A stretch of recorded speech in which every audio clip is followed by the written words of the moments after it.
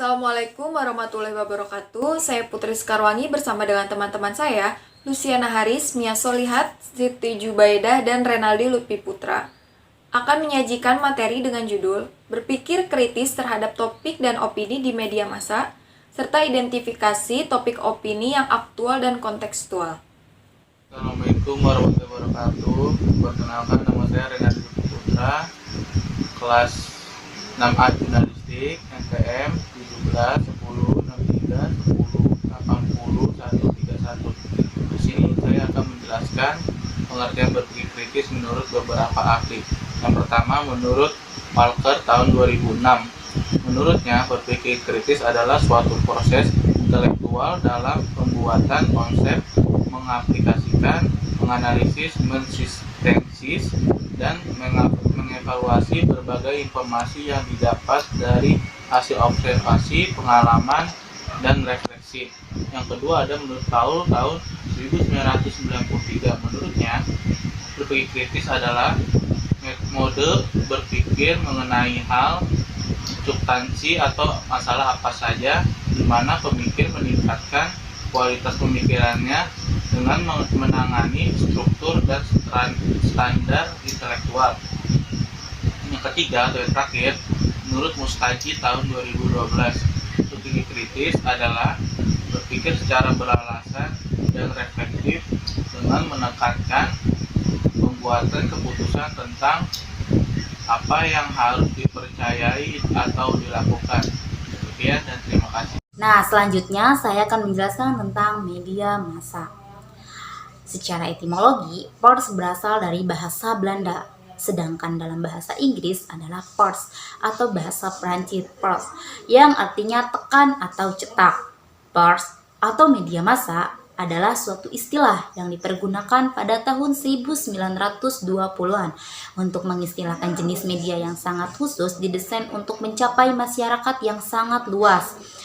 Nah, jadi media massa itu salah satu sarana untuk mengembangkan kebudayaan.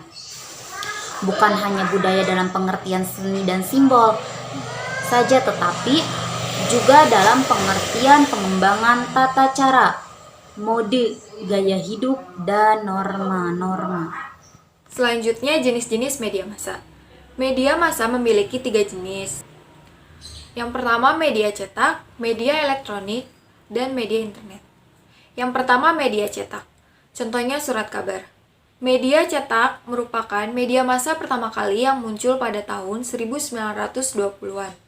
Pada awalnya, media cetak dipergunakan pemerintah untuk mendoktrin masyarakat, sehingga masyarakat mengetahui sesuatu dengan tujuan tertentu. Namun saat ini kebebasan pers sudah sangat dijunjung, sehingga ada timbal balik kebutuhan antara media cetak dan pembaca. Contoh dari media cetak itu sendiri yaitu surat kabar, tabloid, majalah, dan sebagainya. Yang kedua yaitu media elektronik.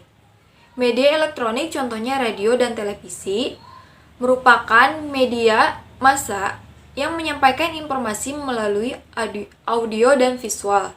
Selanjutnya yaitu ada media internet. Media massa internet merupakan media massa yang menggunakan jaringan internet. Namun media massa internet masih terbilang bebas dan bisa berbahaya bagi penggunanya yang belum mengerti. Selanjutnya yaitu ada pengaruh dari media massa. Pengaruh positif dan negatif.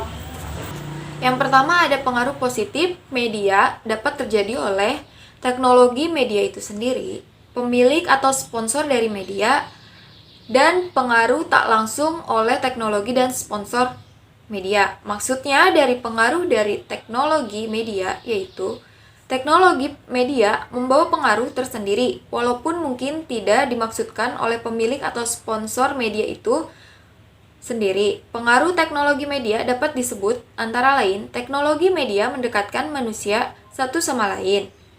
Ia dapat mendekatkan pikiran dari relasi kita. Pikiran dan relasi kita menjadi lebih terbuka kepada orang lain, budaya lain, dan sebagainya. Selanjutnya, teknologi media dapat membuat kita terikat pada peristiwa di belahan bumi yang lain. Yang ketiga, selain teknologi media di Cina menyajikan mutu dan pola pemberitaan yang semakin menarik. Selanjutnya yaitu pengaruh media massa. Pengaruh positif dari media massa. Yang pertama, ada pengaruh dari teknologi media. Pengaruh media membawa pengaruh tersendiri, walaupun mungkin tidak dimaksudkan oleh pemilik atau sponsor media itu sendiri. Pengaruh teknologi media dapat disebutkan melalui 4 poin. Yang pertama, teknologi media mendekatkan manusia satu sama lain. Ia dapat mendekatkan pikiran dari relasi kita. Dan relasi kita menjadi lebih terbuka kepada orang lain, bangsa lain, budaya lain, dan sebagainya. Poin kedua yaitu teknologi media dapat membuat kita terlibat pada peristiwa di belahan bumi yang lain. Kita terlibat pada gempa bumi di Al-Azhar misalnya, terus terlibat dalam SARS di Cina dan Piala Dunia. Poin ketiga, teknologi media di Cina menyajikan mutu dan pola pemberitaan yang semakin menarik. Pemberitaan lewat satelit dan jaringan internet yang makin semarak. Poin keempat yaitu teknologi media dapat menyajikan gambar dan suara yang lebih canggih seperti musik stereo, gambar 3 dimensi, dan sebagainya. Yang kedua yaitu pengaruh dari pemilik atau sponsor media. Pengaruh dari pemilik atau sponsor media memiliki 3 poin. Yang pertama, manusia, entah pemilik media, entah pemilik sponsor, atau lembaga negara, atau masyarakat dan gereja dapat menggunakan media untuk menciptakan perhatian dan keprihatinan umum tentang suatu masalah yang terjadi di belahan bumi, seperti AIDS, narkotika, pembunuhan massal, atau suatu pemerintahan otoriter.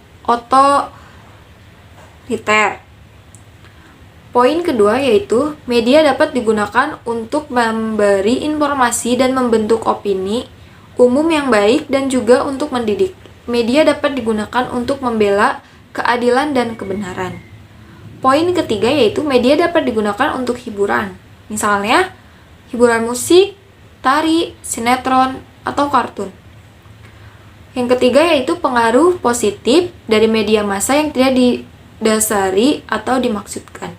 Memiliki 2 poin. Poin pertama, sadar atau tidak sadar, media sudah membentuk budaya baru. Kaum muda adalah masa yang terlibat penuh dalam budaya baru. Poin kedua yaitu, sadar atau tidak sadar, media telah mengubah cara pikir kita tentang hidup, tentang kebudayaan, dan sebagainya. Jendela dunia terbuka lebar bagi kita dalam media massa. Terima kasih. Baik, selanjutnya di sini ada pengaruh negatif dari media. Nah, pengaruh negatif dari media itu disebabkan oleh teknologi media itu sendiri. Di antaranya, media telah membangun kerajaan atau kekuasaan yang sangat kuat, dan media telah menciptakan budaya baru yang gemerlap, budaya asli dan lokal perlahan-lahan mulai tersingkir. Kemudian di poin B ada pengaruh negatif yang disebabkan oleh pemilik sponsor itu sendiri. Di antara lain, lewat media dapat dibangun persepsi yang salah tentang kesejahteraan. Kemudian lewat media dapat diciptakan stereotip tentang tokoh kecantikan, mode, dan sebagainya yang akan ditiru oleh khalayak ramai, misalnya mode rambut, mode pakaian, dan apapun yang dapat ditiru begitu cepat. Oke, selanjutnya ada pengaruh negatif yang tidak disengaja. Di antara lain seperti jadwal hidup yang tidak dapat teratur, banyak waktu yang tersendat untuk menonton atau mendengarkan siaran media. Selanjutnya ada kecanduan dan keterlibatan pada kekerasan dan seks bebas. Sering ada hubungannya dengan siaran TV atau chatting di internet. Selanjutnya ada arus urbanisasi seiring disebabkan oleh tayangan-tayangan glamor tentang kehidupan kota. Yang terakhir ada itulah beberapa aspek yang menyangkut pengaruh positif dan negatif dari media itu sendiri. Oke, selanjutnya di sini ada cara membangun sikap kritis terhadap media. Secara singkat, dapat dikatakan bahwa perkembangan media membawa dampak positif seperti konstruktif atau sifat yang membangun, dan pengaruh negatif yaitu destruktif atau yang bersifat merusak. Nah, kita dituntut untuk bersikap kritis, mandiri, kreatif, dan bertanggung jawab. Sikap kritis sangat berkaitan dengan bersikap tanggung jawab. Kita bertanggung jawab untuk setiap sikap kritis, yaitu setiap tindakan memilih yang kita lakukan. Bersikap mandiri berarti tidak menggantungkan seluruh keberadaan kita pada kemajuan dan perkembangan media. Bersikap kreatif berarti mampu memanfaatkan setiap perkembangan media untuk sebuah tujuan yang baik. Nah, selanjutnya di sini ada poin-poin untuk membangun sikap yang kritis. Yang pertama, banyak membaca buku tentang media. Selanjutnya ada mengikuti pelatihan dan pendidikan media jika ada yang memungkinkan. Selanjutnya ada melatih diri untuk melihat dan mendengarkan tayangan berita media dengan sikap kritis. Selanjutnya ada bertanya dan belajar banyak dari orang-orang yang tahu dan berpengalaman dalam bidang media itu sendiri. Ya, dan yang terakhir ada identifikasi topik opini yang aktual kontekstual. Topik-topik atau masalah yang akan dibahas atau dikaji dalam sebuah tulisan berupa artikel opini sesungguhnya sangat beragam cara untuk memperolehnya. Banyak persoalan yang bisa didapat setelah membaca buku, majalah, surat kabar, atau media cetak lainnya. Terutama dalam menonton siaran televisi, nonton film, serta memanfaatkan informasi atas kehadiran teknologi multimedia.